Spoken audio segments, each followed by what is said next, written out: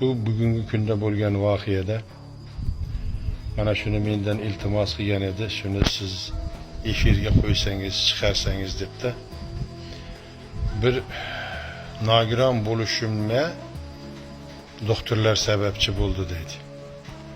5 yoshimda deydi, noto'g'ri tashxis qo'yib, ikki qo'lni dori darmonning orqasida bir oyog'im ishlamay qoldi deydi.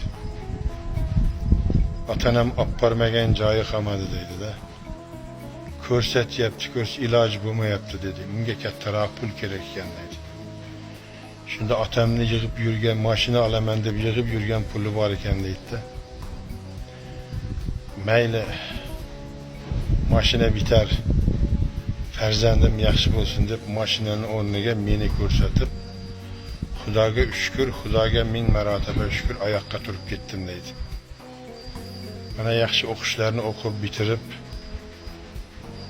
otamga aytdim, yuring dadajon, bozorga boramiz deb aytdim deydi. Bozorga borib, yangi Nexia mashinasini otamga sovg'a qildim deydi-da, shu yigit. Yig'lab gapiryapti shu inson. Allohga shukr.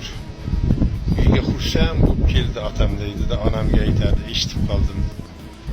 Farzandimni yaxshiyamki davolabman qara. Shu vaqtda bir mashina olib davolamaganimda hozir ham shu eski mashinani minib yurgan bo'lardim.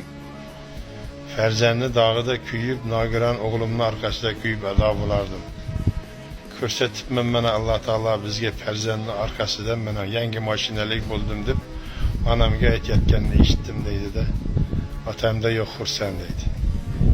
Vaqti soati keldi, yangi Cobalt, yangi Gentralar olib beryapman otamga deydi-da. Otam mensin deb. Endi niyat qilyapman, ota-onamni hajga olib beraman deb niyat qilyapman domla deydi-da. Shunday ota-onalar borki, farzandi og'rib qolsa jon talvasasi qolmaydi-da. Farzandi uchun og'rimasin deb o'zini o'tga ham, cho'qqa ham uradigan ota-onalardan Alloh rozi bo'lsin-da. Farzandim deb yonib kuygan ota-onalardan Alloh rozi bo'lsin. Shu farzandingizni ko'rsatib, davolab, sog'lom qilib, orqamda qolsin degan ota-onalardan Alloh rozi bo'lsin. Shu farzandim ilmli, bilimli bo'lsin deb, o'zi yemay, ichmay, ichtirib, yemay, yedirib, kiymay, kiydirib, o'qishlarga kirgizib, ilmli, odobli qilganda ana shu farzandinglardan savg'ay salomlar bo'lsin inshaalloh Robbil alaminda. Yaxshi kunlaringizda xizmatda bo'lsin. Ota-onam deydigan farzandlar ko'paysin. Farzand hech qachon dog'ida kuydirmasin ota-onani. Hech kimni farzandi nogiron bo'lmasin. Nogiron farzand boqayotgan ota-onalarga Alloh sabr qanoat bersin.